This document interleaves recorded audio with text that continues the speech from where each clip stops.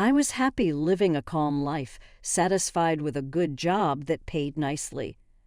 One day my life changed when my credit card company called me.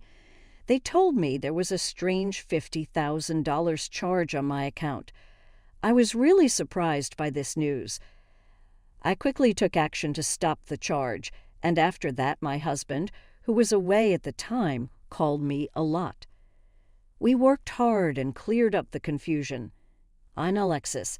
I'm 7 years old and I've worked my way up to be a manager. I started my journey in college where I met my husband, Paul, who is the same age as me. This year is our 3rd wedding anniversary. Many people I know decided to quit their jobs when they got married, but I had strong reasons to keep working even though that's what most people do. I make the most money in our home, earning more than my husband. This fact is something we don't talk about in our marriage, but it is always on my mind. I often think about our money situation. I'm worried that depending only on my husband's income might not give us the future we want. Still, it's obvious he has these worries, even if we don't talk about them much. In our relationship, being financially independent is very important. We keep our money separate and share household costs equally. A system that lets me control my extra money the way I want. This setup has made us feel happy and has really helped our comfortable way of living. But sometimes I think about our spending.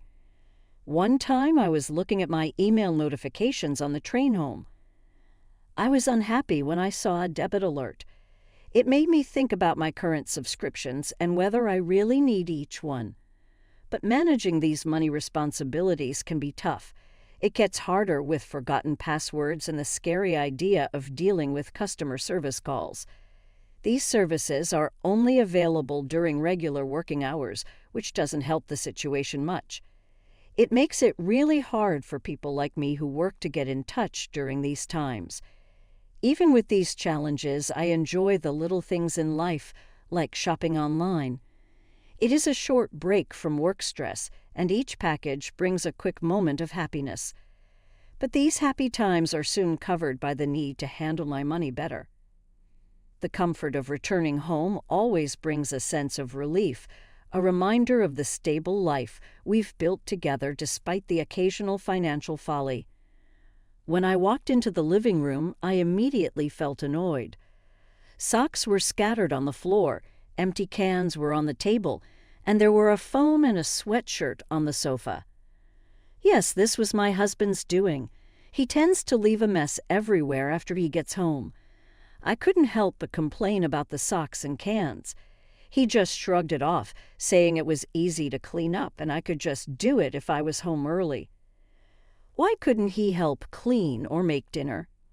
He complained about being tired and having to eat convenient store food. I was tired too, but I argued that if he wasn't going to help around the house, he should at least focus on his work. He didn't take my frustration seriously at first, but I could tell he was annoyed when he repeated his dismissal. He left the room, glued to his phone and ignoring my glare.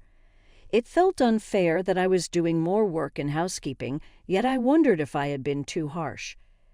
I worried he might become even more careless just to spite me. Surprisingly, my words seemed to have an effect. He started coming home late, claiming he had overtime work. It seemed like he was trying to change. I was so pleased that I began to put even more effort into the housework, thinking I should support him since he was busy. One day, I came home early and decided to tidy up his room, which he hadn't cleaned in a while. It was a mess, just as I expected, with empty cans and bottles everywhere. I was about to throw them out when I noticed something unusual on the bed. A gift-wrapped package. I couldn't clearly make out what it was at first, so I decided to shine a light on the mysterious object. It turned out to be a bag from my favorite brand, beautifully wrapped and just sitting there, partially hidden. The realization hit me, could this be a surprise birthday present? My birthday was just around the corner, the following week to be exact. A flicker of excitement passed through me, but I quickly suppressed it, choosing to act as if I hadn't seen the package. I wanted to keep the surprise intact, assuming my husband had planned to give it to me on my special day. However, my much-anticipated birthday came and went without any mention of the package. I couldn't help but bring up the subject, half in jest, half in hope, asking my husband if he remembered what day it was. His reaction was one of brief surprise, followed by an awkward acknowledgement of my birthday. But when I prodded him about a celebration or a gift, his response was dismissive, almost as if gifting was an obligation fulfilled in the past and not to be bothered with again, especially now that I was old enough. His words stung more than I cared to admit, and he retreated to his room, leaving me in a mix of confusion and disappointment. The situation took an even more peculiar turn when, out of the blue, my husband announced he was scheduled for an overseas business trip the following week. This was unprecedented. His job had never required travel before, let alone an international trip. He attributed this sudden opportunity to his recent good performance at work. Under normal circumstances, I would have been supportive, even happy for him. However, the unexplained birthday gift and his nonchalant dismissal of my birthday had planted seeds of doubt in my mind.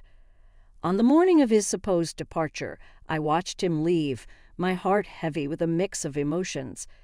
Once he was gone, I couldn't resist the urge to investigate further. I ventured into his room, a place I hadn't stepped into since the day I discovered the hidden gift.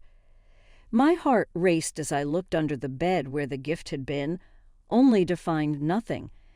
The absence of the package confirmed my suspicions. There was more to the story than he was letting on. This wasn't about a business trip, it was something else entirely. Dragging myself to work that day felt like moving through molasses.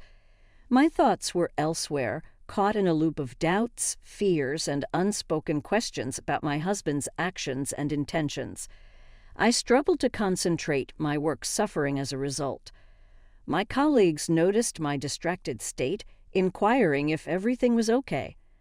I brushed off their concern with a weak excuse about lack of sleep, not willing to share the turmoil swirling inside me. Amidst this inner chaos, my phone vibrated with an incoming call from an unknown number. Normally, I would ignore such calls, but given the day's earlier revelations and my heightened state of anxiety, I felt compelled to answer. Maybe it was intuition or perhaps desperation for any piece of information that could shed light on the situation. I picked up the phone, my heart pounding in anticipation of what or who awaited on the other end. I had to step out for a bit and press the button to answer my phone in the hallway. It was the credit card company calling. I started worrying it wasn't my husband calling and realized I would have to share my password and other details. I wondered what they wanted, and the person on the phone quickly explained they were calling because my account showed more than $20,000 spent, actually $50,000. I couldn't believe it and panicked, thinking there was no way that was right. I hurried back to my desk to check my wallet, but it was missing, along with the credit card that should have been inside. I got back on the phone and asked if I could stop the transaction. Luckily, it was still pending, so they said I could stop it. I felt a bit better, but knew this wasn't the end of it.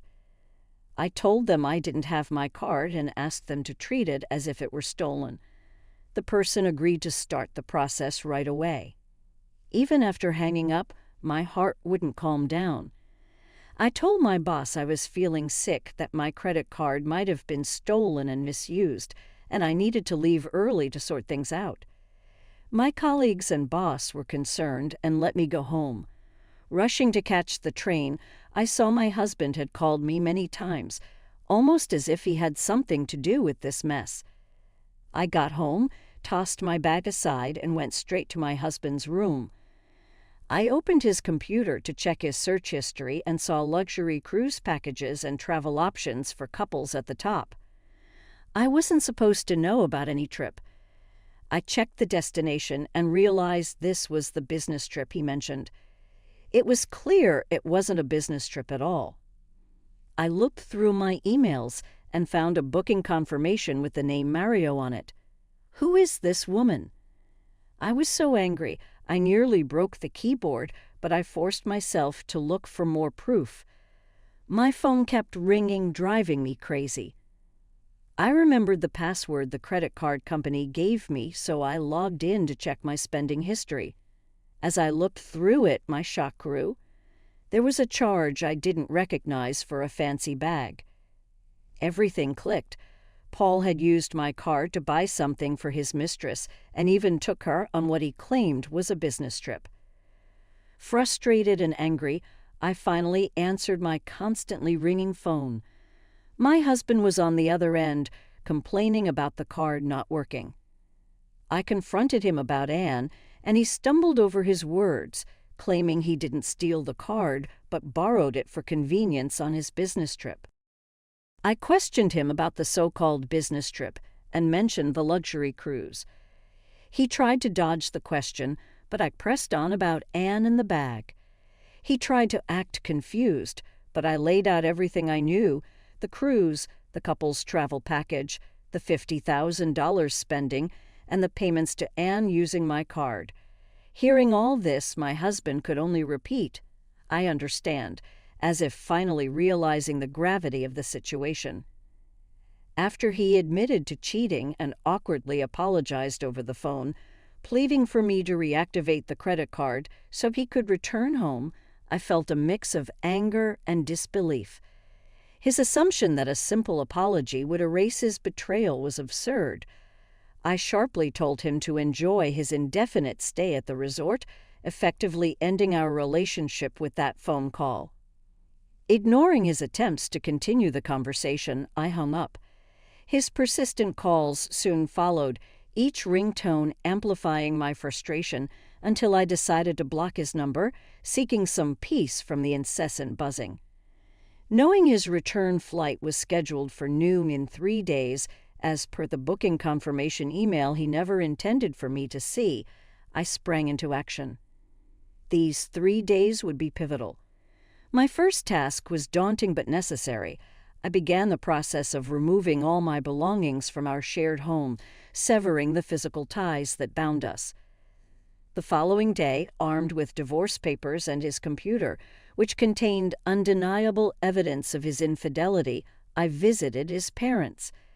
The revelation of their son's actions left them both furious and deeply apologetic. Their immediate response was supportive. They assured me of a swift divorce, a generous alimony of $145,000, and reimbursement for the expenses their son had wastefully incurred. As the day of his supposed return arrived, I received confirmation from his parents that the divorce papers were processed. They shared that, apart from the illicit credit card expenditures, he had not taken any money. The other woman, having learned of the entire fiasco, was enraged. In a fit of anger, she changed her ticket to leave for Singapore before him, leaving him stranded. It puzzled me why she hadn't taken more drastic measures, like taking his passport, to further complicate his return. When he finally arrived back in Singapore, he was greeted by the stark reality of an empty home and a disconnected phone number, mine. In desperation, he sought solace at his parents' house, only to be met with severe reprimand. They insisted he signed the divorce papers, officially ending our marriage. Complicating matters further, the woman now demanded from him a repayment of the $50,000 she presumably felt entitled to, given their affair and its lavish expenditures. His parents once again had to cover this amount, but with the stipulation that he repay them in full. Until then, his lifestyle was significantly curtailed, much like that of a strictly supervised teenager, complete with a 9:00 p.m. curfew.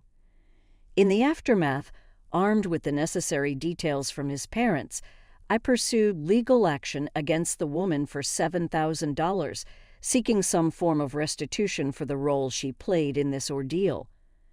With that final act, I concluded this tumultuous chapter of my life, ready to move forward, free from the deceit and betrayal that had ensnared me. The next day, I went back to work. A lot of my coworkers, both my seniors and juniors, showed they cared about me. They asked, "Hey, are you okay? I'm here to listen if you need to talk." It made me feel thankful to work with such kind people. "Thanks, I really appreciate it. Let's grab a drink sometime, my treat. It'll be like a venting session I suggested." They agreed, and it felt good to let out everything that happened. While we shared some drinks, it was like I was washing away all the bad memories. I ended the night feeling hopeful, thinking that from now on only good things would come my way. Yes, that's right, I told myself, feeling optimistic about the future. Alexis,